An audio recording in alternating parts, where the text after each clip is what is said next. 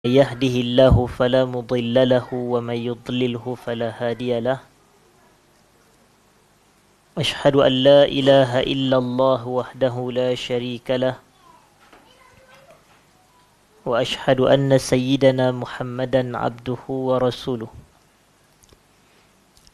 اللهم صل وسلم وبارك على حبيبنا وسيدنا محمد وعلى آله وأصحابه وعلى من سار على نهجه إلى يوم الدين أما بعد.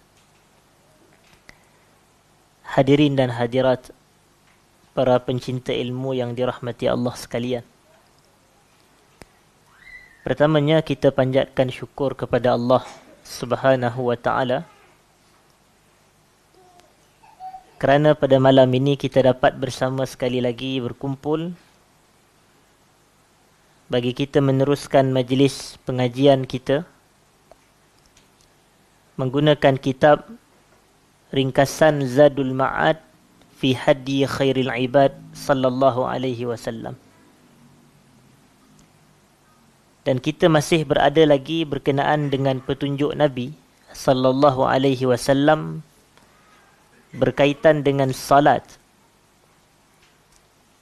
Dan pada kuliah yang lepas, iaitu pada 2 minggu yang lepas, kita menceritakan sehingga kepada perbahasan petunjuk Nabi sallallahu alaihi wasallam semasa duduk di antara 2 sujud. Semasa duduk di antara 2 sujud. Dan kita sebutkan dalam kategori duduk itu, Nabi sallallahu alaihi wasallam membaca zikir antaranya Allahumma ghfirli warhamni wajburni wahdini warzuqni. Dan dalam sebahagian riwayat yang lain baginda membaca ketika duduk di antara 2 sujud dengan sebutan zikir Rabbighfirli Rabbighfirli. Pendek sahaja dan ringkas. Rabbighfirli Rabbighfirli. Ya Allah, ampunkan aku. Ya Allah, ampunkan aku. Kemudian pada malam ini kita nak sambung hadirin dan hadirat berkenaan dengan duduk di antara 2 sujud juga. Dan disebutkan di sini, wa kana hadiyuhu sallallahu alaihi wasallam italata hadha ar-rukn biqadari as-sujud. وهكذا الثابت عنه في جميع الأحاديث. Dan hadiyun Nabi, sebagaimana tajuk kitab kita ini, Zadul Ma'ad fi Hadi Khairil Ibad. Hadiyun Nabi sallallahu alaihi wasallam, iaitu petunjuk Nabi berkait dengan duduk di antara 2 sujud ini, adalah dengan memanjangkan rukun tersebut. Dengan memanjangkan rukun tersebut. Kerana duduk di antara 2 sujud juga adalah rukun daripada rukun-rukun salat. Dia termasuk dalam rukun perbuatan. Dalam rukun perbuatan. Dan kita telah sebutkan bahawasanya dalam mazhab kita ini, rukun perbuatan ini terdapat lebih kurang 7. Yang kita katakan pertamanya adalah Al-Qiyam, iaitu berdiri tegak. Dan yang keduanya adalah Ar-Ruku' berserta Tamakninah ketika rukuk. Yang ketiganya adalah I'tidal berserta Tamakninah. Yang keempat adalah Sujud berserta Tamakninah. Yang kelima adalah duduk di antara 2 sujud berserta Tamakninah. Dan yang keenam adalah duduk tahiyat akhir. Manakala baki yang ketujuh yang terakhir adalah tertib. Jadi itulah dianya rukun-rukun yang disebut al-arkanu al-fi'liyah. Rukun-rukun perbuatan di dalam salat. Jadi petunjuk Nabi berkenaan dengan rukun duduk antara 2 sujud bagaimana Nabi melamakan rukun tersebut. Lama mana? Disebutkan di sini biqadari sujud, sama dengan tempoh masa baginda sujud. Jadi dari sudut kalaulah sujud Nabi dengan tempoh sekian-sekian, maka duduk antara dua sujud Nabi menggunakan ataupun mengikut tempoh yang sama. Dari sudut lamanya dan panjangnya perkara tersebut. Dan beginilah situasi atau keadaan yang telah sahih daripada Nabi sallallahu alaihi wasallam berdasarkan keseluruhan hadis, yang menceritakan tentangnya. Wa fis sahih, dan di dalam kitab sahih, dan sahih di sini merujuk kepada Sahih Al-Bukhari, iaitu hadis yang diriwayatkan oleh Al-Imam Al-Bukhari di dalam Sahih Al-Bukhari. An Anas radhiyallahu anhu, daripada Anas bin Malik radhiyallahu anhu, kana Rasulullah sallallahu alaihi wasallam yaq'udu baina as-sajdatayn hatta naqul qad awham. Nabi sallallahu alaihi wasallam duduk di antara dua sujud dengan situasi yang menyebabkan kami mengatakan baginda telah tersilap atau baginda telah terlupa, sebab lamanya Nabi duduk antara dua sujud. Sedangkan baginda tidak tersilap, baginda tidak terlupa. Tetapi itulah kaifiat dan hakikat duduk di antara dua sujud Nabi sallallahu alaihi wasallam. Maknanya ia tidak singkat, tapi tempohnya adalah menyamai tempoh sujud Nabi sallallahu alaihi wasallam. Baik. Wa hadhihi sunnah, kata penulis kitab, tarakaha aktsarun nasi min ba'din qiradi asri sahabah. Sunnah ini, iaitu sunnah melamakan duduk di antara dua sujud, ia telah ditinggalkan oleh kebanyakan manusia selepas daripada berlalunya zaman para sahabat. Maknanya zaman sahabat mereka mengikuti perbuatan tersebut, petunjuk Nabi tersebut ketika duduk antara dua sujud. Tetapi selepas berlalunya zaman para sahabah, maka sunnah ini, kata penulis kitab, ia ditinggalkan oleh kebanyakan manusia. Walihadza qala Sabit, oleh kerana itu ada seorang ulama yang bernama Sabit berkata, wa kana Anas yasna'u syai'an la arakum tasna'unahu yamkusu baina as-sajdataini hatta naqul qad nasiya au qad awham. Anas, iaitu Anas bin Malik, melakukan perbuatan salat yang mana aku tak pernah pun melihat kamu melakukan perkara yang sama dengan perbuatan tersebut. Dan kamu di situ adalah generasi tabi'in. Jadi maknanya di sini Sabit ni kata kepada para tabi'in, Anas dalam salat dia melakukan salatnya dengan perkara yang aku tak pernah tengok kamu lakukan. Lalu apa dia perkara tersebut? Yamkusu bainas sajdatain hatta naqul qad nasiya au qad awham. Iaitu dia duduk dalam tempoh yang begitu panjang atau begitu lama di antara dua sujud. Begitu maksud dia. Sehingga kami mengatakan Anas ni, iaitu sahabat Nabi ni sallallahu alaihi wasallam, yang juga perawi kepada hadis sebelum ini, sehingga kami mengata dia telah terlupa atau dia telah tersilap. Begitu. Sedangkan dia tidak terlupa dan dia tidak tersilap. Baik. Dan sujud Nabi, ataupun saya betulkan, duduk antara dua sujud Nabi, duduknya ini adalah dengan duduk kategori yang bagaimana? Duduk kategori iftirash. Duduk kategori iftirash. Namanya apa? Iftirash. Dan duduk di dalam salat ni, dia ada dua jenis. Yang pertamanya kita pernah sebut dahulu, duduk tawarruk. Jalsah tawarruk. Dan tawarruk ni dalam bahasa mudahnya adalah duduk tahiyat akhir kita tu. Duduk tahiyat akhir itu. Manakala yang kedua adalah duduk iftirash yang saya sebutkan ini. Dan duduk iftirash, caranya untuk kita mudah memahami adalah duduk tahiyat awal ataupun duduk antara dua sujud. Sama sahaja duduk tahiyat awal dengan kaifiat duduk di antara dua sujud. Itu namanya duduk iftirash. Baik. Kemudian disebutkan di sini, hadirin dan hadirat, ada satu lagi perbahasan kata penulis kitab, iaitu jalsah duduk yang ketiga, iaitu duduk istirahah. Duduk istirahah. Apa makna istirahah? Duduk berehat seketika ataupun tenang seketika. Dan bila duduk istirahah ini, bila ia berlaku? Ia berlaku selepas sujud yang kedua, sebelum kita bangun ke rakaat yang berikutnya. Kan kita daripada i'tidal kita sujud, kemudian kita duduk di antara dua sujud. Kemudian kita sujud yang kedua. Kemudian sepatutnya kita bangun kepada rakaat yang berikutnya. Tapi sebelum kita nak bangun tu, antara sujud tu kita duduk sekejap dan kemudian kita bangun daripada duduk tu. Jadi duduk yang sekejap tu namanya duduk apa?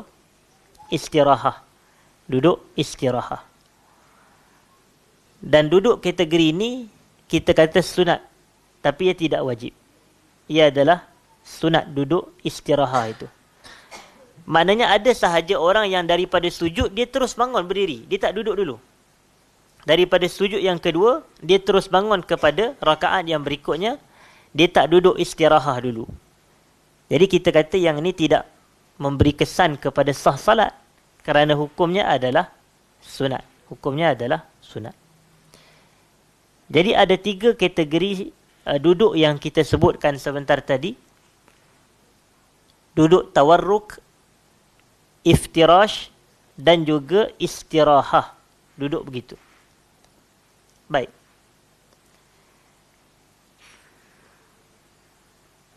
Cuma disebutkan oleh Al-Imam Ibn Al-Qayyim, hadirin dan hadirat yang saya muliakan,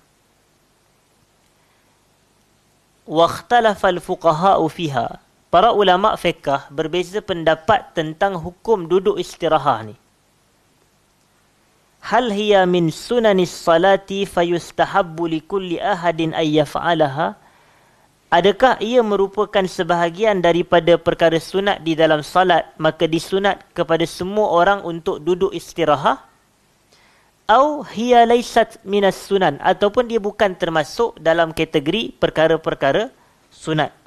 Wa innama yaf'aluha man ihtaja ilaiha. Sebaliknya ia hanya dilakukan oleh orang yang memerlukan sahaja, iaitu siapa yang mungkin dia susah nak bangun, badan dia besar ke apa, dia duduk istirahah. Tapi kalau orang yang normal ataupun yang mungkin tidak terkesan dengan nak bangun, tak ada masalah nak bangun, maka tak perlu kepada dia untuk duduk istirahah.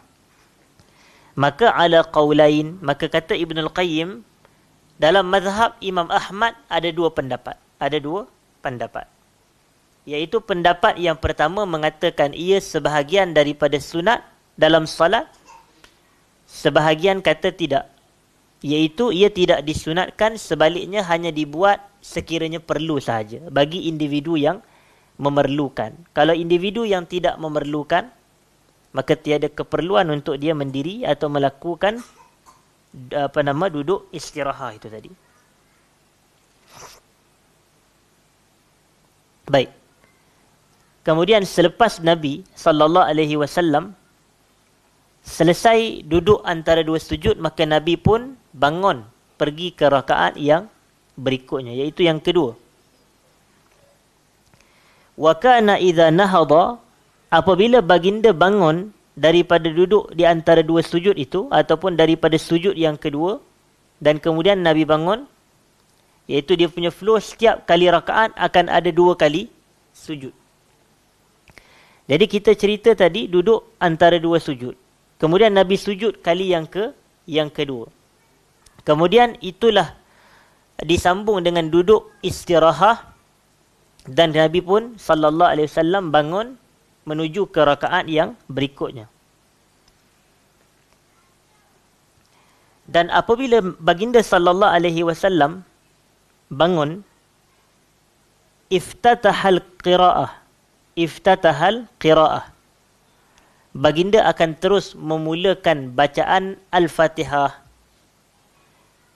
Walam yaskut kama kana yaskut 'inda iftitahis salah, dan Nabi tidak diam sebagaimana diamnya baginda apabila pembukaan salat. Kan kita pada rakaat yang pertama kan, selepas kita takbiratul ihram, kita diam seketika. Bukanlah kita diam dalam arti kata tak baca apa-apa. Tapi diam tu merujuk kepada kita membaca doa iftitah. Itu maksud dia. Jadi bila Nabi bangun pada rakaat yang kedua, Nabi tidak berhenti ataupun diam seperti untuk membaca doa iftitah seperti rakaat yang pertama. Tapi bila Nabi bangun kepada rakaat yang kedua, maka baginda pun terus Bismillahirrahmanirrahim, Alhamdulillahirabbil alamin, iaitu membaca surah Al-Fatihah. Maka begitulah maksud dia begini. Lalu disebutkan di sini oleh penulis kitab kita ini rahmatullahi alaih, fakhtalafal fuqaha, maka para ulama pun berbeza pandangan. Hal hadza mawdi' isti'adzah aw la? Ketika baginda bangun daripada ataupun pada rakaat yang kedua itu, berdiri tegak itu, adakah di sini tempat untuk kita isti'azah ataupun tidak? Isti'azah ni membaca a'udzubillahi minasyaitonirrajim sebelum baca Fatihah tu. Ba'da ittifaqihim ala annahu laysa bimawdi' istiftah. Setelah para ulama sepakat, rakaat yang kedua, ketiga, keempat tidak ada doa iftitah. Jadi mereka sepakat. Cuma isunya adakah sebelum kita membaca Al-Fatihah pada rakaat yang kedua, maka adakah disunatkan atau dituntut untuk kita membaca isti'adzah? Fi dzalika qaulan, dan di dalam mazhab Hambali, dan soalannya sebagaimana yang kita faham dan kita jelas bahawa Ibn Al-Qayyim ini adalah Hambaliyul Madhab. Begitu. Beliau adalah tokoh dalam mazhab Hambali. Jadi atas faktor itulah kita akan jumpa riwayat daripada Imam Ahmad, dua riwayat daripada Imam Ahmad, pengasas mazhab Hambali. Jadi ini tidak pelik. Kerana Ibn Al-Qayyim sendiri adalah bermazhab Hambali. Okey. Jadi apa kata beliau? Wa fi zalika qaulani huma riwayatani an Ahmad. Dalam isu ini ada dua pandangan dan juga dua riwayat daripada Imam Ahmad. Apa dia? Pandangan yang dua biasanya akan jadi, yang pertama mengatakan isti'azah pada rakaat yang kedua sebelum Al-Fatihah juga disunatkan. Manakala pendapat yang kedua tidak disunatkan. Begitu. Dan sebenarnya saya lebih cenderung disunatkan pada kali yang pertama sahaja. Pada kali yang pertama sahaja. Itu pada rakaat yang pertama. Maknanya selepas kita angkat takbiratul ihram atau kita lafazkan takbiratul ihram, kita membaca doa iftitah pada rakaat yang pertama. Kemudian, a'udzubillahi minasyaitonirrajim, bismillahirrahmanirrahim, alhamdulillahirabbil alamin, sehinggalah ayat yang ketujuh. Ayat yang terakhir. Tetapi tidak pada rakaat yang kedua. Begitu.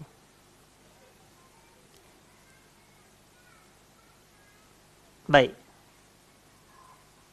Tetapi isu ini macam yang saya sebut, isu khilaf. Maknanya ada sebahagian ulama atau menyunatkan ataupun mengatakan sunat hukum dia untuk tetap membaca isti'azah pada rakaat yang kedua. Tetapi dalam pandangan yang kedua adalah tidak mengatakan begitu.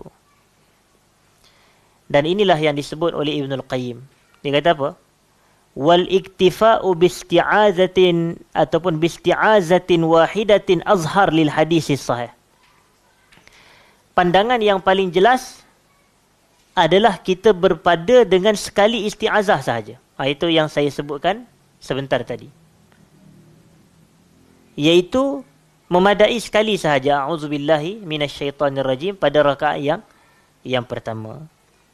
Dan ini lil hadis sahih an Abi Hurairah, berdasar sebuah hadis yang sahih yang diriwayatkan daripada Abu Hurairah radhiyallahu taala anhu, anna an-nabiy sallallahu alaihi wasallam kana idza nahada min ar-rak'ati as-saniyah istaftaha al-qira'ata bilhamdilillahi rabbil alamin walam yaskut.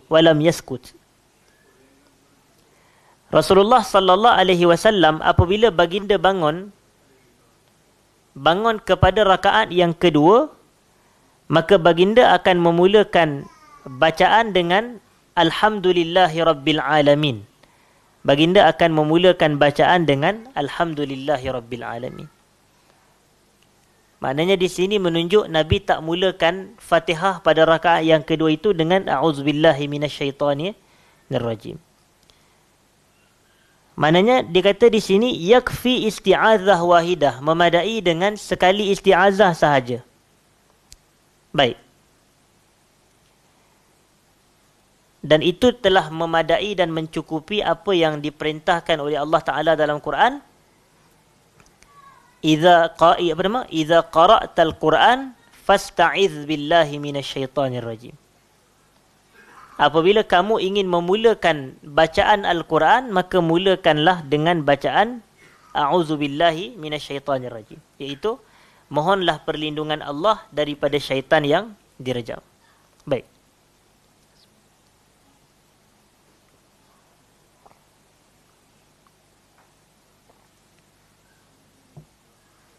Dan disebut di sini hadirin dan hadirat,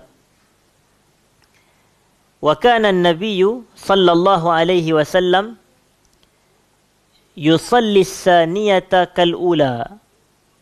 Nabi sallallahu alaihi wasallam menunaikan atau melaksanakan rakaat yang kedua daripada salat sama seperti rakaat yang pertama dari sudut kaifiat. Maknanya kalau rakaat yang pertama ada qiyam, kedua pun ada qiyam. Rakaat kedua ada raka', rakaat kedua pada raka', rakaat pertama ada i'tidal, begitulah dengan rakaat yang kedua.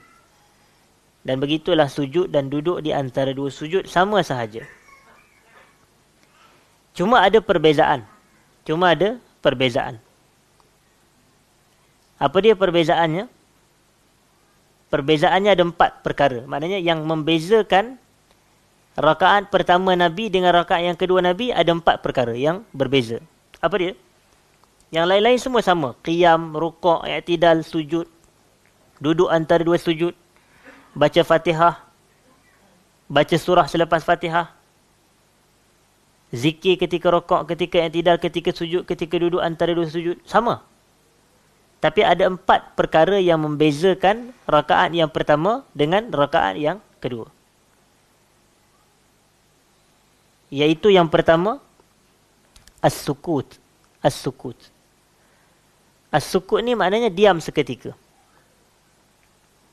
Selepas kita takbiratul ihram, ada diam seketika. Tapi bila Nabi bangun daripada rakaat yang kedua, ataupun Nabi bangun daripada sujud itu dan bangun ke rakaat yang kedua, Nabi tak diam. Nabi akan terus Bismillahirrahmanirrahim begitu. Ataupun Alhamdulillahi Rabbil Alamin. Yang kedua adalah doa iftitah. Rakaat pertama ada, tetapi rakaat yang kedua tiada doa iftitah. Yang ketiga, rakaat pertama ada takbiratul ihram, manakala rakaat yang kedua tiada takbiratul ihram. Tapi sebaliknya takbir yang kita lakukan daripada sujud naik ke atas itu, kan daripada sujud yang kedua tu kita pun lafaz Allahu Akbar sehingga ke rakaat yang kedua. Tapi takbir itu bukan takbiratul ihram. Takbir itu adalah takbir perpindahan nama dia. Dalam bahasa Arab, takbiratu al-intiqal. Takbirat al-intiqal. Takbir perpindahan daripada satu rukun kepada rukun yang lain. Jadi rakaat yang pertama ada takbiratul ihram tetapi tidak pada rakaat yang kedua. Manakala yang keempat yang membezakan rakaat yang kedua Nabi dengan rakaat yang pertama adalah panjangnya rakaat yang pertama lebih panjang berbanding rakaat yang kedua.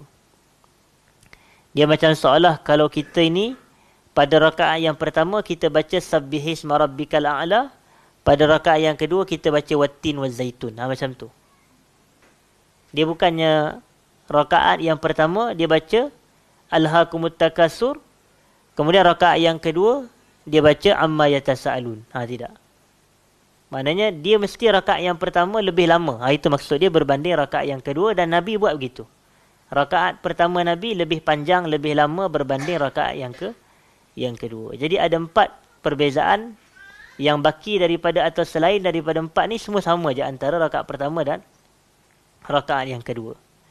Yang pertama tadi diam seketika, kedua istiftah atau doa iftitah, yang ketiga takbiratul ihram, dan yang keempatnya adalah tempoh masa ataupun panjang dan lamanya rakaat yang pertama melebihi rakaat yang kedua.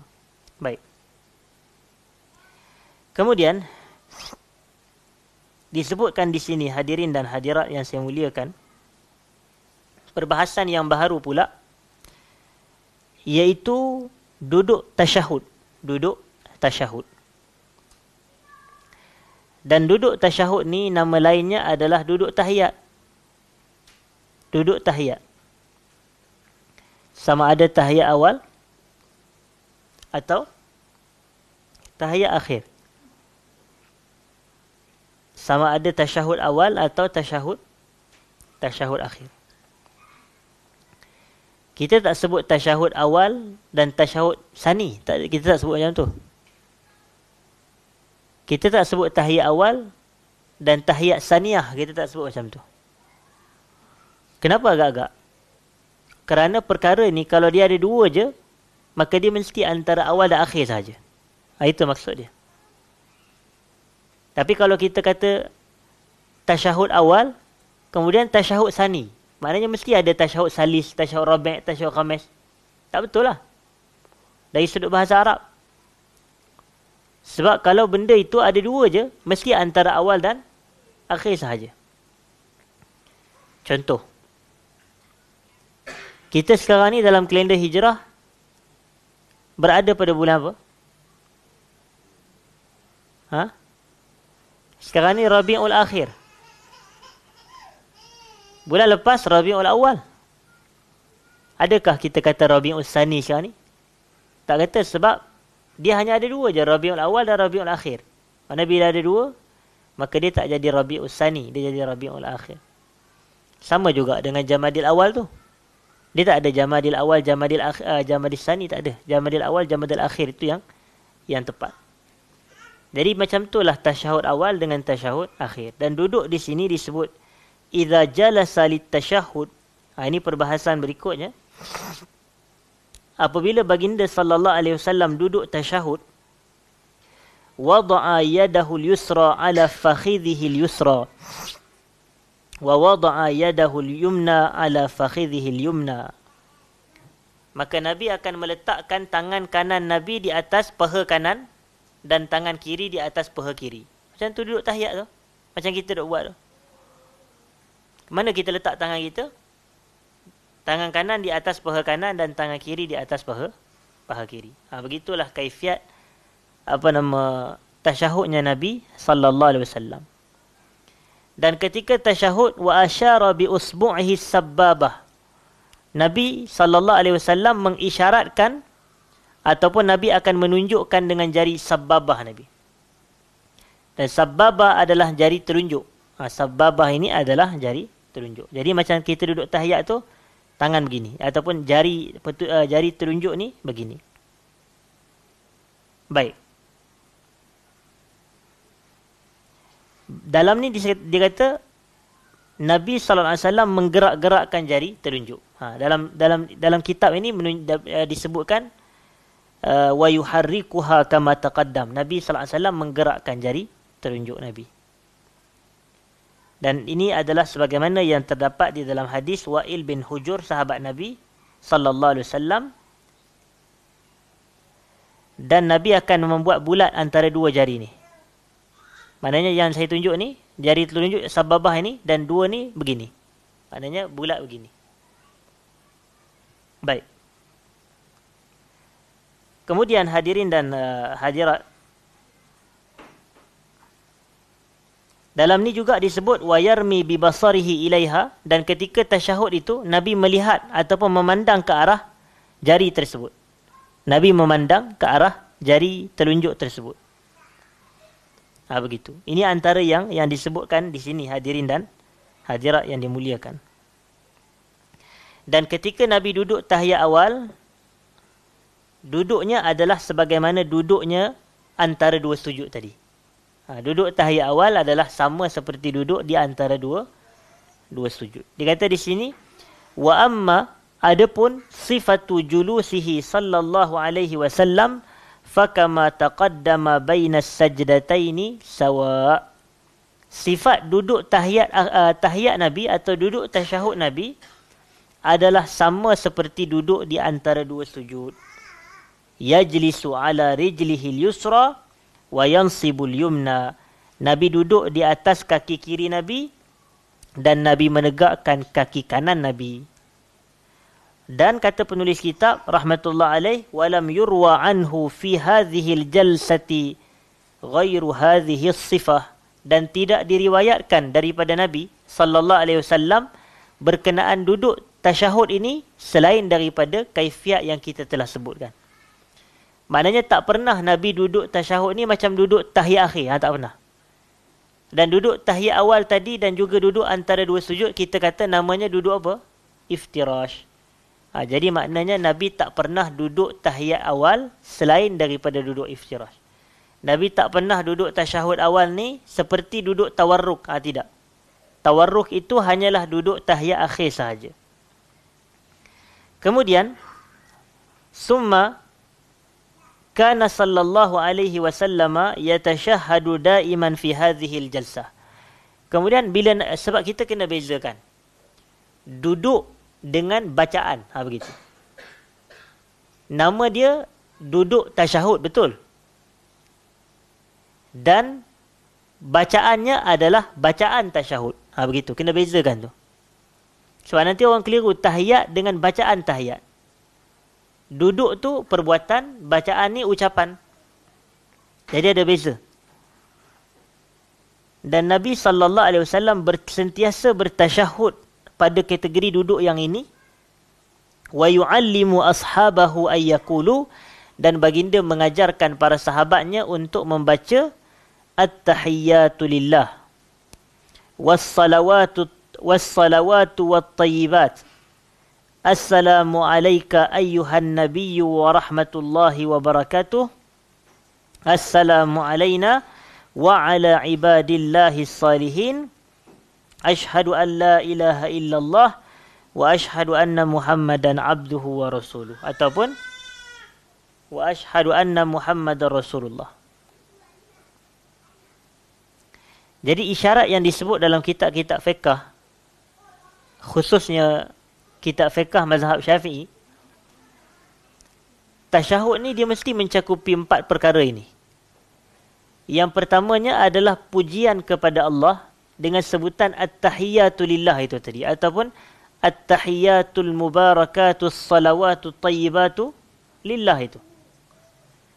Dan yang keduanya adalah dalam tasyahud ni adanya ucapan salam kepada Nabi dengan lafaz yang kita baca tadi, assalamu alayka ayyuhan nabi wa rahmatullahi wa barakatuh. Dan yang ketiganya adalah ucapan salam kepada orang-orang yang beriman atau hamba-hamba Allah yang saleh. Assalamu alayna wa ala ibadillahi as-salihin. Dan yang keempatnya adalah sebutan 2 kalimah syahadah. Maknanya dalam tahiyat, dalam tasyahud dia ada 4 benda ni. Dan 2 kalimah syahadah inilah sebutan asyhadu an la ilaha illallah wa asyhadu anna Muhammadar Rasulullah. Baik. Dan ini adalah hadis yang sahih diriwayat oleh Al-Imam Al-Bukhari dan Imam Muslim. At-tahiyyatu lillah was-salawatu wat-tayyibat. Assalamu alayka ayyuhan nabi wa rahmatullahi wa barakatuh. Assalamu alayna wa ala ibadillahi salihin. Ashhadu an la ilaha illallah wa ashhadu anna Muhammadan abduhu wa rasuluh.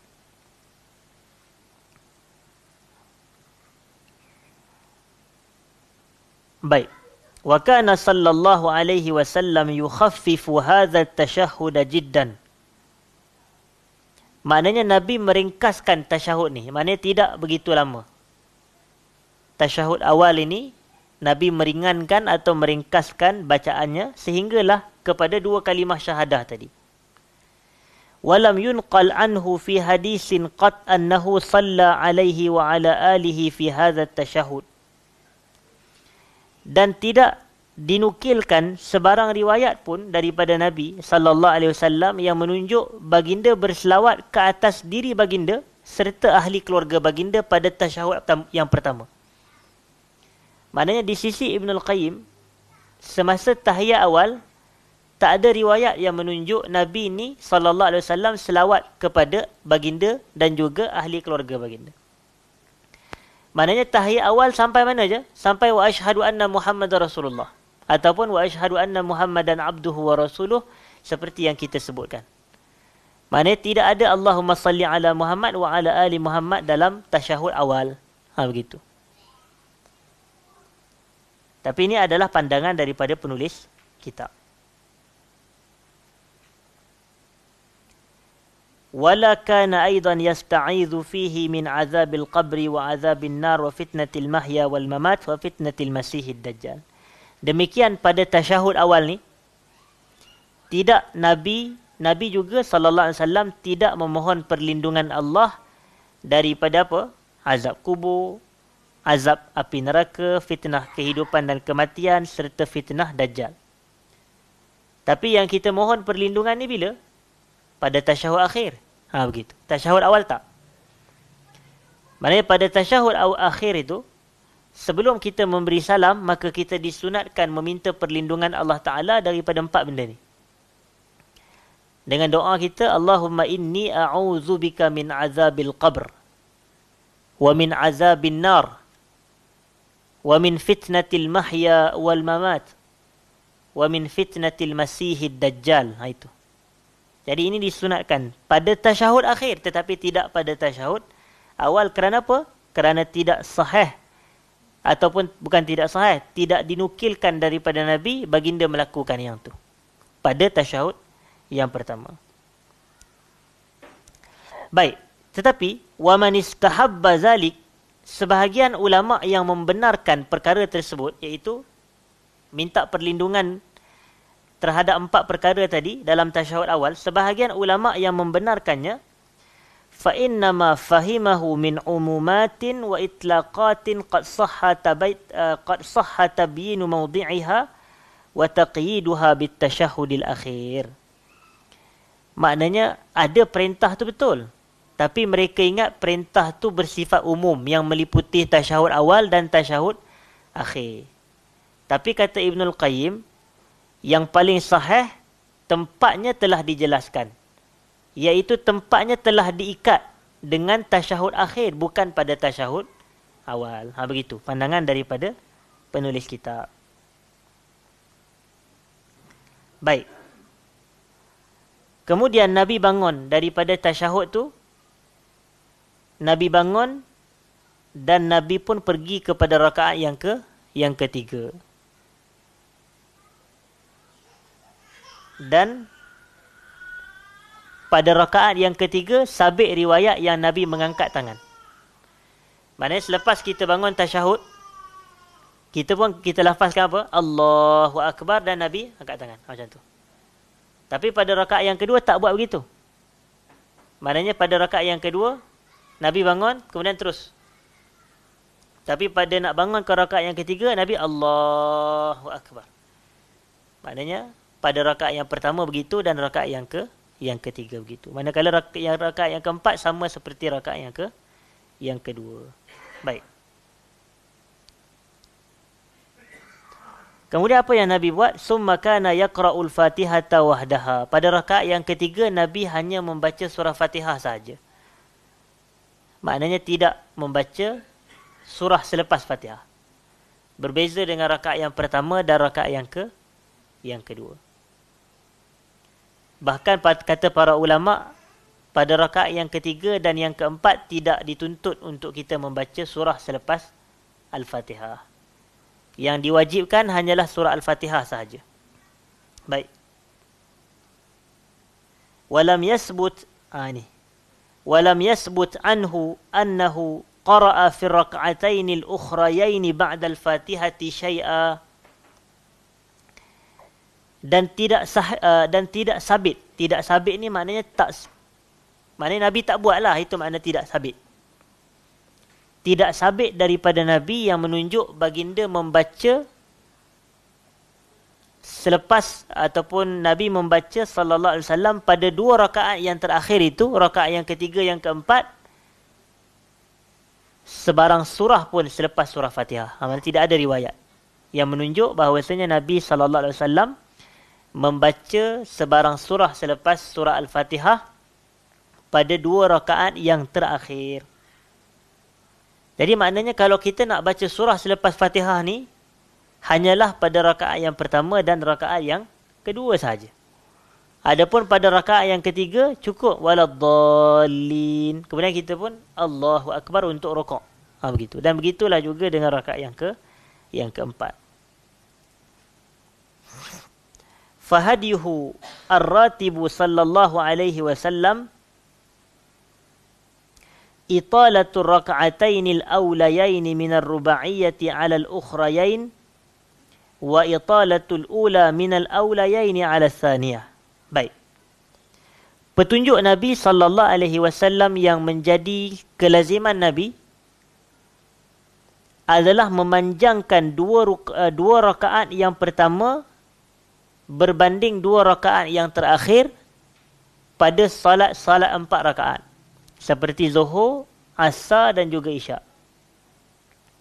Salat Zuhur, Asar dan Isyak ini dinamakan sebagai salat rubaiyah, salat 4 rakaat. Salat apa? Rubaiyah. Rubaiyah ni daripada perkataan arba'. Arba' ni kan apa? 4. Arba'ah.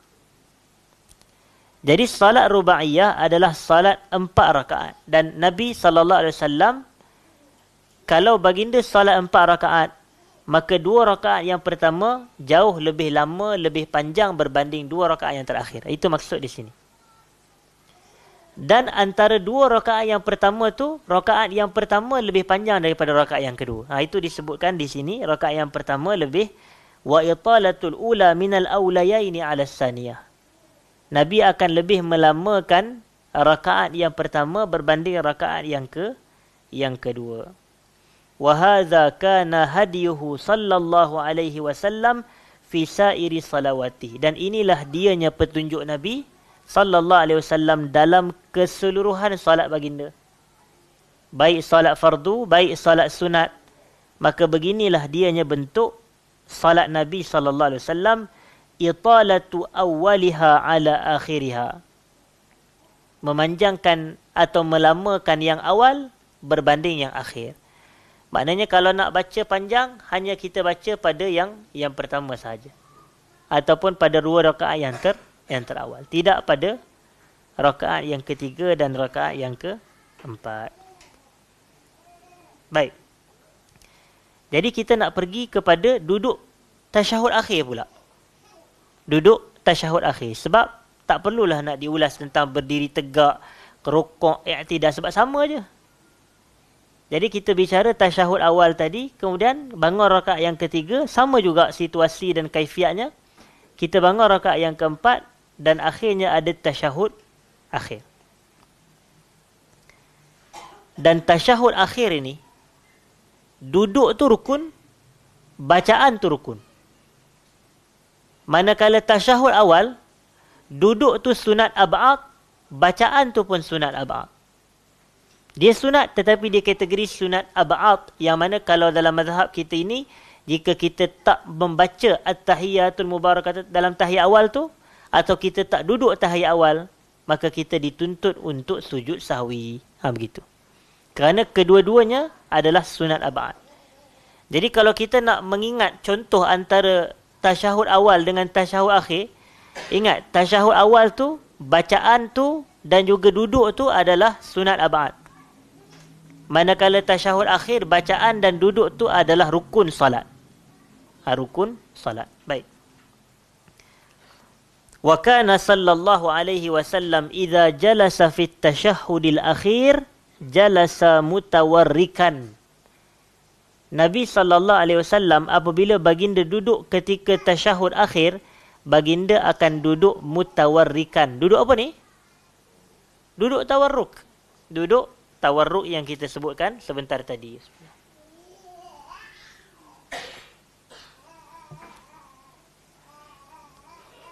Wa kana yufdi biwarikihi ilal ard. Maknanya bahagian pinggul Nabi yang belah kiri ni di atas tanah. Di atas lantai. Duduk tahiyat akhir tu.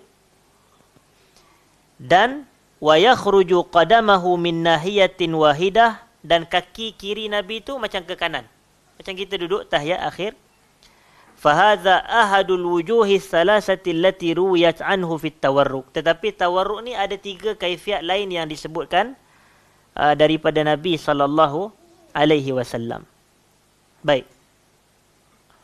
Tetapi dalam noktah yang mudah hadirin dan hadirat, duduk tawarruk ini adalah seperti mana yang kita dah buat selama hari ini. Yang kita biasa buat. Saya pun nak demo pun dia agak susah kerana kita bukan di tempat yang kalau di atas lantai ke apa semua mungkin mudah, tetapi kita dah biasa buat sebenarnya, jadi tak perlu pening. Orang kata macam mana, itulah duduk tahiyat akhir, itulah dia yang duduk, nama dia duduk tawarruk. Baik. Kemudian hadirin dan hadirat, disebutkan di sini walam yuzkar anhu alaihi salam hadha at-tawarruk illa fi at-tashahhud alladhi yalihi salam. Dan tidak disebut di sini, merujuk tidak diriwayatkan bahawasanya Nabi sallallahu alaihi wasallam duduk dengan duduk tawarruk melainkan pada tasyahud yang disusuli dengan salam ini, iaitu tasyahud apa? Tasyahud akhir. Maknanya tasyahud akhir adalah tasyahud allazi yalihi salam, yang disusuli, yang dituruti, yang diikuti dengan salam. Baik. Kemudian wa kana sallallahu alaihi wasallam idza jalasa fi at-tashahhud wada'a yadahu al-yumna ala fakhidhihi al-yumna wa dhamma asabi'ahu as-salas wa nasaba as-sabbabah.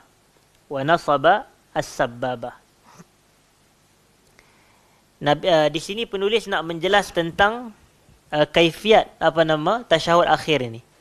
Apabila Nabi duduk tasyahud, maka tangan kanan Nabi di atas paha kanan dan demikian tangan kiri di atas paha kiri. Cuma kata penulis kitab disebutkan di sini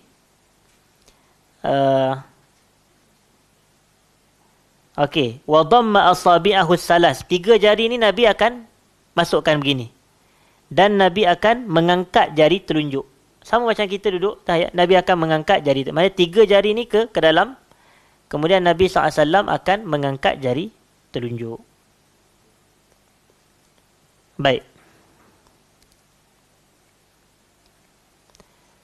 Kemudian hadirin dan hadirat,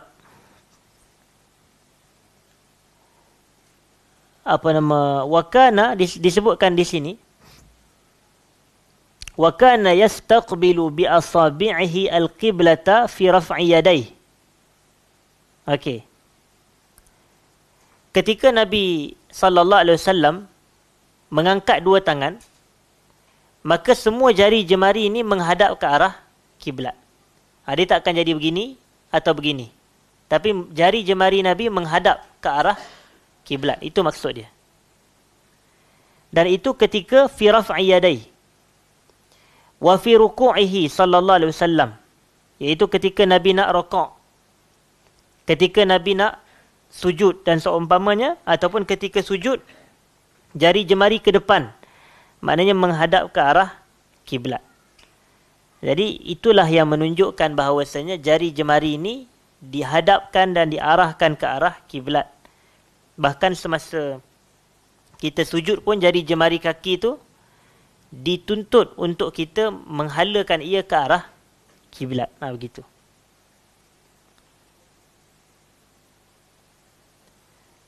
Okey, baik.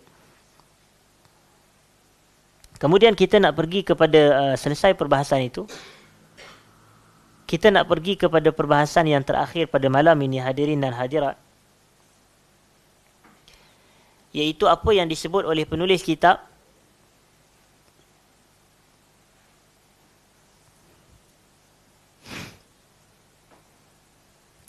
wa ammal mawadhi'u allati kana yad'u fiha fi as-salati fasab'atu mawatin. Tempat-tempat yang Nabi SAW berdoa di dalam salat ada sebanyak 7 tempat. Maknanya di sini penulis nak membawakan kepada kita ini ada 7 tempat yang kita dituntut untuk berdoa padanya di dalam salat. Baik salat fardu ataupun salat sunat. Bila ataupun yang mana?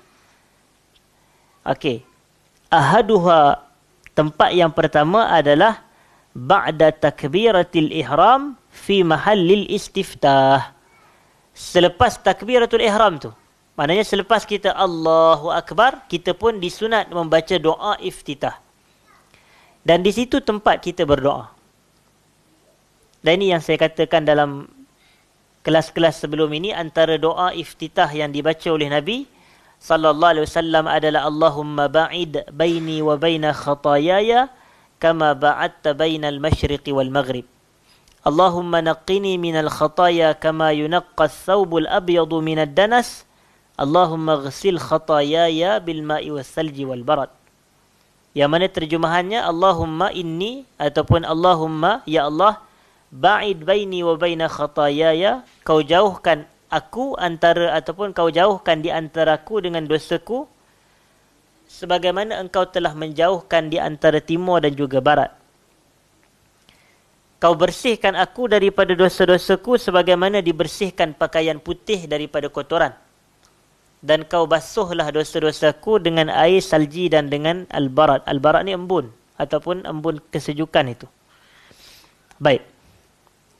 Jadi ini tempat yang pertama. Kemudian qabla ruku', sebelum rukuk. Dan sebelum rukuk ni, hadirin dan hadirat, dia merujuk kepada isyarat selepas kita membaca Al-Fatihah di situ, sebelum kita rukuk, maka di situ juga dianjurkan untuk kita berdoa. Dianjurkan ataupun tempat yang dianjurkan untuk kita berdoa sebelum rukuk. Itu yang kedua. Dan yang ketiganya, hadirin dan hadirat yang saya muliakan, adalah ba'dal i'tidal minar ruku'. Ba'dal i'tidal minar ruku'. Selepas i'tidal daripada rukuk ni. Maknanya sami Allahu liman hamidah tu, kita pun membaca Rabbana lakal hamdu hamdan kathiran tayyiban mubarakan fi sekian-sekian. Itu pun sebenarnya adalah tempat doa juga ataupun kategori doa. Tapi kita kena jelas. Doa ni dia ada banyak maksud. Dan kadang-kadang zikir pun boleh jadi doa. Itu maksud dia. Dia bukan semestinya doa ni sifat dia permintaan. Tetapi permintaan adalah sebahagian daripada doa.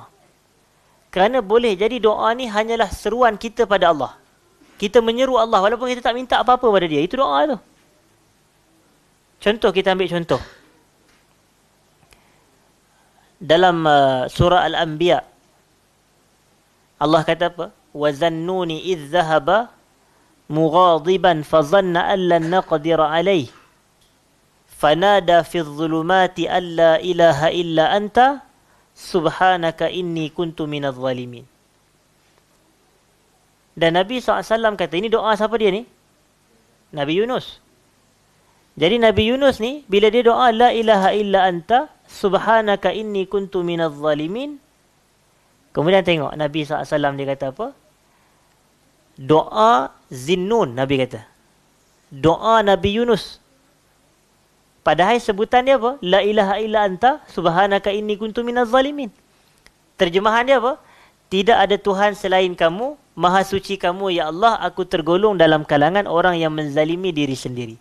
Ada tak permintaan kat situ? Tak ada. Tapi Nabi namakan dan sifatkan sebagai apa? Sebagai doa. Itu maksud dia. Sebagai doa. Dan satu lagi contohnya, kalau dalam Quran tu Allah kata, wa ufawwidu amri ila Allah. Wa ufawwidu amri ila Allah. Terjemahan dia, aku serahkan segala urusanku kepada Allah. Itu tak ada permintaan apa pun. Tapi itu adalah ufawwidu amri ila Allah. Aku serahkan urusan. Tapi itu hakikatnya boleh dibaca dalam sujud atas sifat doa. Kerana ia juga hakikatnya adalah doa walaupun bukan semuanya bersifat permintaan. Baik. Dan yang keempat adalah ketika rokok Nabi SAW. Di situ juga adalah tempat doa. Ketika rokok, di dalam rokok. Baik. Yang kelimanya adalah ketika sujud Nabi SAW. Dan kata penulis kitab, wa fihi kana ghalibu du'ai. Dan dalam sujud inilah kebiasaannya, tempat Nabi berdoa, itulah tempatnya. Begitu. Jadi sebab tu saya amat sarankan kita supaya ambil peluang ini. Rugi sebenarnya kalau kita ada ruang sujud dalam salat tapi kita tak memenuhi ruang tu dengan ibadat doa. Sayang. Sebab apa? Sebab itulah tempat yang paling utama untuk kita berdoa dan itulah tempat yang dilazimi oleh Nabi SAW untuk baginda berdoa di dalam salat. Berbanding semua yang kita sebutkan sebelum ini. Tapi yang kelima ni adalah ketika sujud Nabi SAW. Jadi sebab tu yang paling afdal, ni isu afdal. Yang paling afdal doa yang kita baca di dalam sujud adalah doa yang maksur daripada Nabi. Itu yang paling afdal. Contohnya seperti Allahumma ghfir li dhanbi kullah diqqahu wa jillah wa awwalahu wa akhirah wa sirrahu wa alaniyatah. Yang ni boleh kita baca dalam sujud kerana Nabi baca di dalam sujud. Nabi minta pengampunan terhadap 6 dosa. Ya Allah, kau ampunkan dosaku keseluruhannya. Kemudian Nabi kata yang kecil, yang besar, yang dulu, yang kemudian, yang terang-terangan, yang tersembunyi. Ataupun yang tersembunyi, yang terang-terangan. 6. Dan yang keduanya, selain daripada doa itu, kita pun boleh baca Allahumma inni a'udzu biridhaka min sakhatik wa bimu'afatika min 'uqubatik wa a'udzu bika minka la uhsi sana'an 'alaik anta kama asnaita 'ala nafsik. Pun hadis sahih juga yang Nabi baca ketika sujud sebagaimana yang diriwayatkan oleh Sayyidah Aisyah radhiyallahu taala anha, isteri Nabi sallallahu alaihi wasallam. Dan yang ketiganya adalah afdal untuk kita membaca doa ketika sujud ni dengan doa yang Nabi ajar kepada Abu Bakar As-Siddiq radhiyallahu taala anhu. Satu hari Abu Bakar ni ditanya ke Rasulullah, dia kata, wahai Rasulullah, ajarkan aku satu doa untuk aku membacanya di dalam salatku. Maka Nabi pun ajar, Nabi kata, kul, ucapkan wahai Abu Bakar, Allahumma inni zalamtu nafsi zulman kathira wa la yaghfiru dhunuba illa anta faghfir li maghfiratan min 'indik warhamni innaka antal ghafurur rahim. Terjemahannya, ya Allah, sesungguhnya aku ini telah menzalimi diriku dengan kezaliman yang begitu banyak dan tidak ada yang mengampunkan dosa selainmu, ya Allah. Kau ampunkan aku dengan pengampunan daripada sisimu dan kau rahmatilah aku. Sesungguhnya engkau maha pengampun lagi maha penyayang. Jadi ini antara doa. Tapi ini saya kata tadi yang paling afdal untuk kita baca dalam sujud. Doa-doa yang maksur daripada Nabi SAW. Yang Nabi baca ketika sujud. Itu yang pertama. Yang kedua, yang paling afdal dari sudut tingkatan kedudukan untuk kita baca dalam sujud adalah doa-doa daripada Quran. Doa-doa daripada Quran. Bila kita nak baca dalam sujud. Contoh, Rabbana zalamna anfusana wa illam taghfir lana wa tarhamna lanakunanna minal khasirin. Contoh, Rabbana atina fid dunya hasanah wa fil akhirati hasanah wa qina azaban nar. Contoh, Rabbana atina min ladunka rahmah wa hayyi' lana min amrina rasyada. Contoh, Rabbana hablana min azwajina wa dhurriyyatina qurrata a'yun waj'alna lil muttaqina imama. Ataupun macam-macam lagi doa yang boleh kita baca. Rabbi ja'alni, antaranya muqimas salati wa min zurriyyati Rabbana wa taqabbal du'a. Tapi bila kita katakan semua ni adalah daripada ayat Quran, maka bila kita membacanya di dalam sujud, niat mestilah niat baca doa, bukan niat baca Quran. Ini penting dalam perbahasan fiqh. Kerana kalau kita niat baca Quran, hukum dia berbeza. Kenapa hukum berbeza? Kerana ada hadis yang melarang baca Quran dalam sujud. Yang kita selalu sebut hadis riwayat Imam Muslim. Nabi kata, inni nuhitu an aqra'al Qur'ana raki'an aw sajidan. Aku dilarang membaca Quran ketika rakaat, ketika sujud. Cuma larangan ni ulama khilaf. Sebahagian ulama kata haram, manakala sebahagian ulama mengatakan larangan tu membawa hukum makruh. Maknanya sesiapa baca Quran ketika rakaat, ketika sujud, hukum dia makruh di sisi ulama yang kata makruh, seperti Al-Imam An-Nawawi. Tapi di sisi sebahagian ulama lain, hukum dia haram, maka haram membaca Quran ketika rakaat, ketika sujud. Jadi kalau kita katakan ketika sujud boleh baca doa dan afdal baca doa dengan doa Quran di dalam sujud, tetapi pastikan dia membacanya dengan niat doa, bukan niat baca Quran. Sama seperti wanita haid. Kita sebut contoh dalam mazhab Syafi'i ini bahawasanya wanita haid haram baca Quran. Lelaki yang berjunub haram baca Quran. Contoh. Ini dalam mazhab Syafi'i. Tapi kalaulah ada orang tu dia haid. Dia nak bawa kereta kemudian subhanallazi sakhkhara lana hadza wa ma kunna lahu muqrinin. Begitu. Dia baca doa naik kenderaan atau zikir naik kenderaan dan itu ayat Quran. Itu ayat Quran. Kemudian ada seorang yang dalam keadaan berjunub, contohnya. Tiba-tiba dapat panggilan telefon. Jiran kita tu baru meninggal semalam. Kita pun terus, innalillahi wa inna ilaihi raji'un. Padahal kita berjunub. Kita baca innalillahi wa inna ilaihi raji'un. Itu kan ayat Quran. Jadi apa hukum dia? Orang berjunub, wanita haid, diharam baca Quran. Tapi kita kata diberi pengecualian pada ayat-ayat tersebut sekiranya niat kita membacanya adalah zikir dan doa, bukan niat baca Quran. Begitu. Dia sama sahaja situasi dia dengan larangan baca Quran di dalam sujud tadi. Adapun kalau kita baca ayat-ayat Quran yang bersifat doa dengan niat doa ketika sujud, yang ni tak ada masalah. Dan yang ketiganya, dari sudut tingkatan afdal, doa yang kita nak baca dalam sujud, bacalah apa-apa sahaja doa yang kita inginkan. Walaupun Nabi tak pernah baca, dalam arti kata tak maksur, ataupun doa tu bukan daripada Quran, tapi kita boleh membaca doa kerana dalil keumuman berdoa tu. Dalil keumuman berdoa, kata Nabi SAW, apa dalilnya? Wa ammas sujud fa'akthiru fihi bid-du'a. Adapun ketika sujud, maka perbanyakkanlah doa. Jadi doa apa-apa pun doa boleh. Main dalam sujud kita nak baca Rabbighfirli ya ghafur contohnya, ataupun Rabbighfirli dhunubi wali walidai, boleh. Warhamhuma kama rabbayani saghira. Dalam Quran tak ada ayat yang tu dengan lafaz macam tu. Nabi pun tak baca begitu, tapi kita membacanya kerana dalil umum anjuran berdoa di dalam sujud, yang ini dibenarkan. Baik, jelas hadirin dan hadirat. Itu adalah yang kelima. Yang keenam adalah bainas sajdatain, duduk di antara dua sujud. Kan ada doa tu, Rabbighfirli kita baca tadi. Itu pun tempat berdoa. Dan yang terakhir adalah ba'da tasyahud wa qabla salam.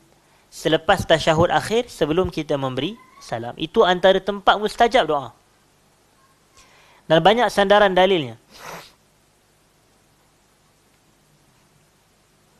Dan antara sandaran dalilnya adalah dalil ataupun hadis daripada Muaz bin Jabal. Nabi SAW mengatakan kepada Muaz, ya Muaz, itu Muaz lain. Okey, ya Muaz, la tada'anna fi duburi kulli salatin min an taqul Allahumma a'inni ala zikrika wa syukrika wa husni ibadatik. Nabi SAW kata kepada Muaz, wahai Muaz, janganlah kamu meninggalkan pada dubur setiap salat daripada kamu membaca doa, Allahumma a'inni ala zikrika wa syukrika wa husni ibadatik. Jadi para ulama mereka apabila mensyarah hadis ini, mereka kata dubur salat ni apa makna dia? Penghujung salat.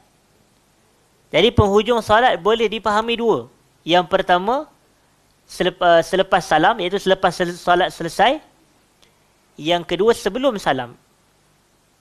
Dan Ibnul Qayyim dan Ibn Taymiyah, penulis kitab-kitab Ibnul Qayyim, dia kata apa? Duburu kulli syai'in minhu. Dubur bagi setiap sesuatu ni adalah sebahagian daripada sesuatu.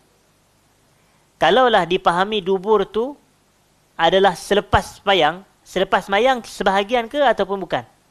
Dia bukan. Jadi difahami oleh sebab tu Ibnul Qayyim dia lebih cenderung bahawasanya yang dimaksudkan dalam hadis tu adalah sebelum salam. Itu maksud dia. Selepas tasyahud akhir, sebelum salam. Jadi sebab itu contohnya selepas kita baca tasyahud akhir, kita diwajib selawat ke atas Nabi SAW. Itu rukun qauli. Dan selawat ke atas Nabi ni kita kata yang wajibnya Allahumma salli ala Muhammad. Tapi yang sunat adalah Allahumma salli ala Muhammad wa ala ali Muhammad kama sallaita ala Ibrahim wa ala ali Ibrahim, sampai innaka Hamidun Majid. Jadi selepas kita baca innaka Hamidun Majid tu barulah kita dituntut doa. Itu maksud dia. Dan doa yang dituntut ni minta perlindungan daripada 4 benda tadi. Allahumma inni a'udzubika min azabil qabr wa min azabin nar wa min fitnatil mahya wal mamat wa min fitnatil masihid dajjal. Ya Allah, aku mohon perlindungan denganmu daripada azab kubur, azab api neraka, fitnah kehidupan dan kematian, fitnah al-masih ad-dajjal. Itu fitnah dajjal. Dia dinamakan al-masih kerana matanya satu je. Itu al-masih. Jadi, tapi Nabi Isa pun al-masih juga. Tapi al-masihnya Isa ni adalah kerana dia memadamkan kekufuran. Itu makna dia. Masahah ni padam. Sebab itu pemadam dipanggil mimsahah. Jadi Al-Masih. Kenapa Isa Al-Masih, Dajjal pun Al-Masih juga? Tapi Al-Masih Dajjal ni kerana mata dia terpadam. Satu. Maknanya tinggal satu je mata dia. Jadi di situ kita mohon perlindungan dan tambah lagi, boleh tambah wa a'udzubika minal ma'sami wal maghram. Begitu. Itu pun ada riwayat wa a'udzubika, Allahumma inni a'udzubika minal ma'sami wal maghram. Baik. Iaitu doa minta perlindungan daripada hutang tu. Dan itulah ketujuh tempat sujud di dalam, saya minta maaf, tempat doa di dalam salat. Tempat doa di dalam salat. Baik. Jadi insyaAllah kita berpada sekadar itu perbahasan kita pada malam ni. Saya minta maaf jika ada salah dan silap. Aqulu qawli hadza astaghfirullahal azim li wa lakum. Assalamualaikum warahmatullahi wabarakatuh.